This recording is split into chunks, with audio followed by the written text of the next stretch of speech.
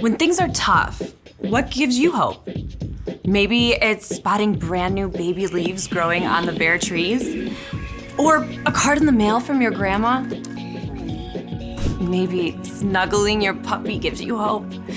Or a high five from a friend? Sometimes an awesome new song can help you find hope. When you keep your eyes open, you can see how hope shows up in so many different ways. But they all share something.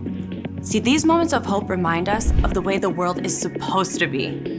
When people turned away from God, the world was broken. But God didn't leave us alone. God sent Jesus to live with us, to give up his life for us, and to return to life. Because of Jesus, death and brokenness did not get the final say. When we follow Jesus, we are restored to relationship with God. Because Jesus is alive, hope is alive. We can know that in the end, God will make everything right.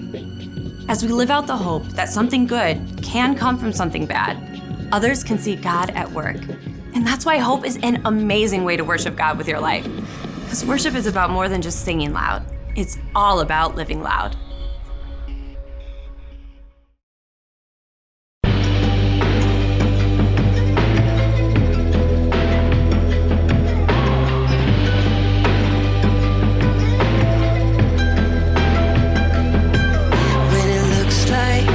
Situation is hopeless.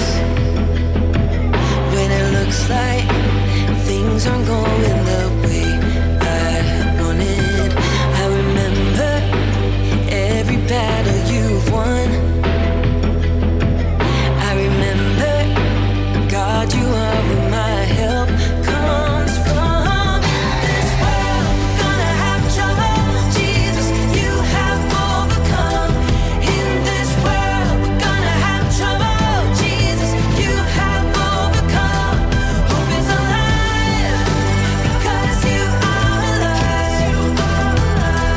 Hope is alive because you are alive.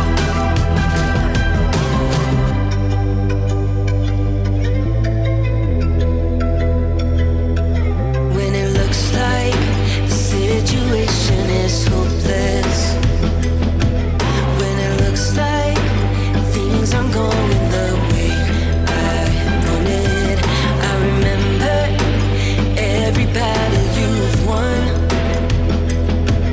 I remember, God, you are where my help comes from. This world, we're gonna have trouble. Jesus, you have overcome. In this world, we're gonna have trouble. Jesus, you have overcome.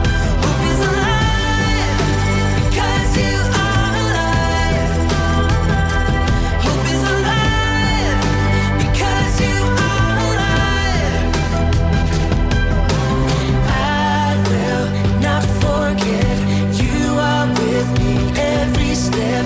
I will not forget you are with me every step. No, I will not forget you are with me every step.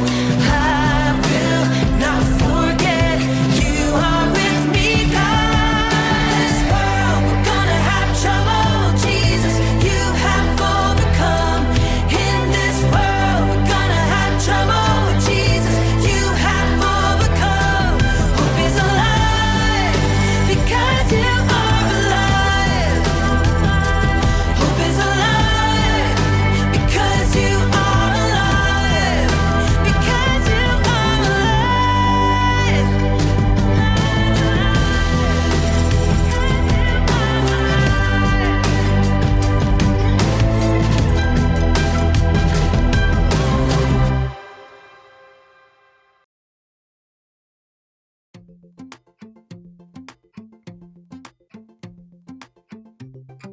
Hey, welcome to Story Lab. This week, we're taking a look at the best place to put your eyes. What?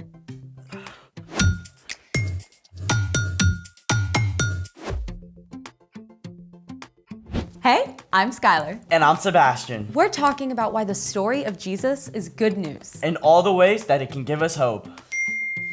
I hope you will tell me why you're on your phone in the middle of Story Lab. Ooh, sorry, I just can't figure out this text. Zeke keeps texting emojis. Huh.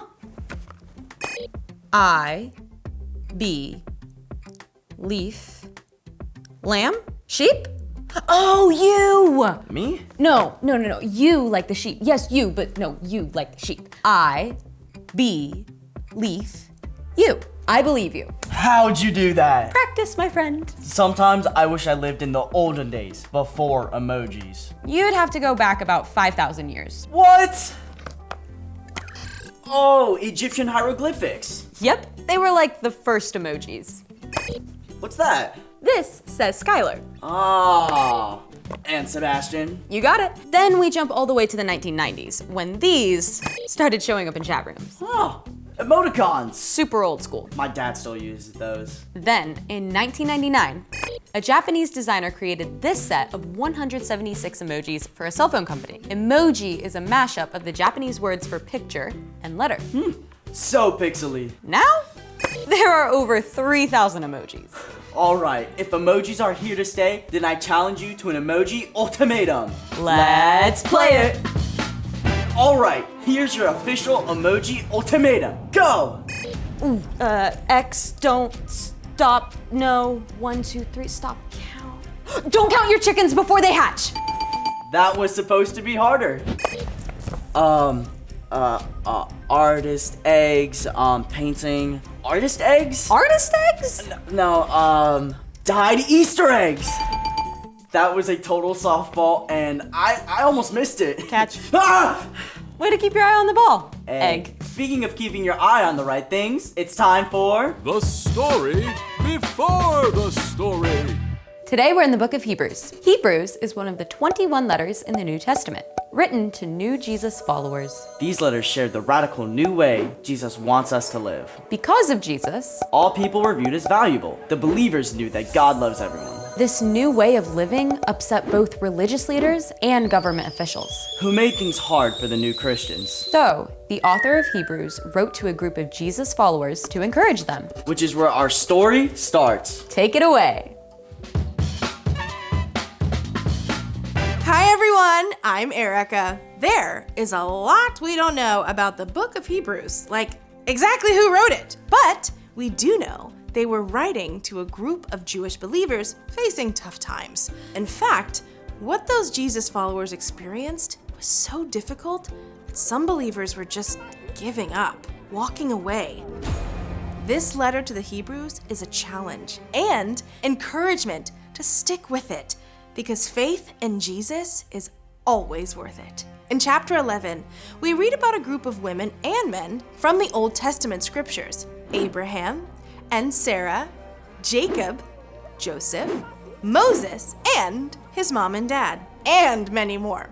Not one of those people was perfect, but they chose to trust God and act in faith. This is the backdrop for today's verses in chapter 12. Let's take a look.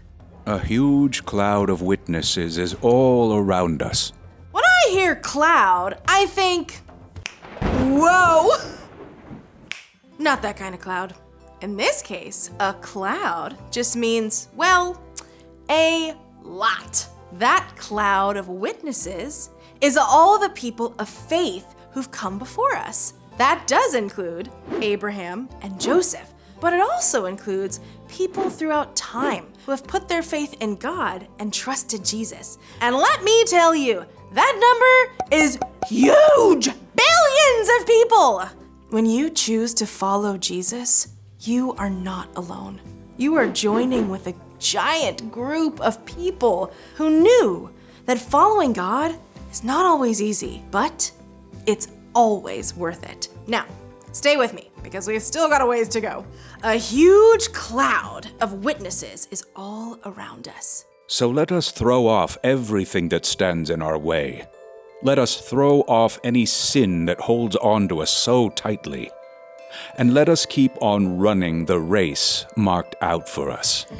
Because we're encouraged by all the people of faith who have come before us, we can run hard in following Jesus. But that means letting go of some things. Think of it this way. Have you ever run a race?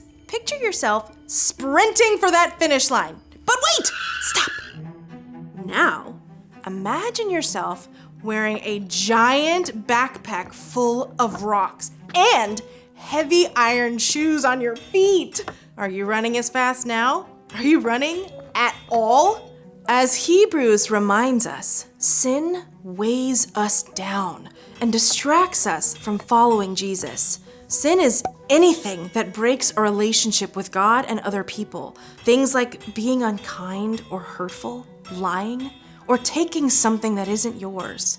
You can throw off sinful action or choice by asking God to forgive you and asking anyone else you've hurt to forgive you too. That doesn't mean you'll never do something wrong again, but you can trust that God will forgive you and take away the weight, even if you don't feel different right away. Then you have to have more energy to commit to following Jesus.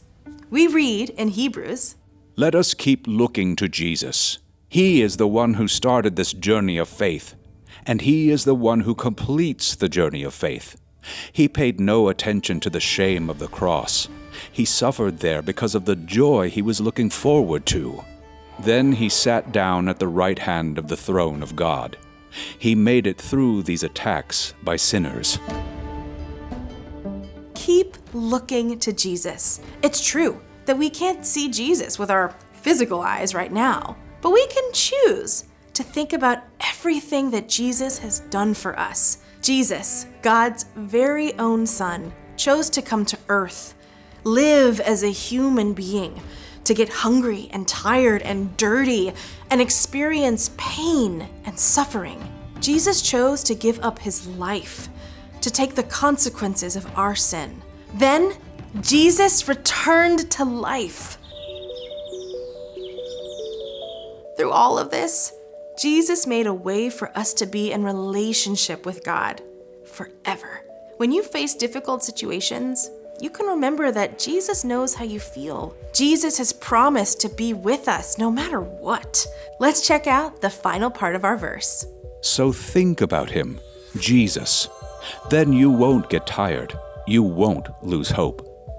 When things seem hard in your life, keep your mind and your heart focused on what Jesus has done for you. And keep your eyes fixed on the finish line, knowing that in the end, God has promised to make everything right for those who follow Jesus. When you hold on to this truth, it will begin to grow hope inside of you, even on the most difficult days. The end. So I'm not much of a runner in real life, but this makes me want to go out and start training. Actually, I think that's what we're all doing right now. Yep. When we spend time studying God's Word, we train our brain to focus on Jesus. So, what's our part in the story? Great question. It's easy to think that hard times and hope are far away from each other, but difficult things actually shape us to be more like Jesus, which grows hope inside of us. Hope is believing that something good can come out of something bad. The most terrible thing ever, the death of God's own Son, Jesus, brought about the greatest good ever. That when we follow Jesus, we get to live forever with God. So God can bring something good out of even the hardest parts of your life. Our job is simply to keep our eyes fixed on Jesus. When you're struggling in math class, If your mom loses her job, if kids at school are saying mean things about you, Jesus doesn't promise to take all those things away. but He does promise to be with you every step of the way. You've got that right. See you next time. Bye. So here's the thing. Whatever happens, keep looking to Jesus, 'Cause He's right there with you. cheering you on. Hold on, I got it. Nicely done. Also, I'm ready for... A chocolate bunny. Thanks for joining us in the Story Lab. See you next time. Let's do another. Okay, detective, magnifying glass. I got this, I got this. Easter egg hunt. Yes! Glasses, old guy, weird looking hat. Steve! iPad kid. Oh yeah, it's Steve. Yes!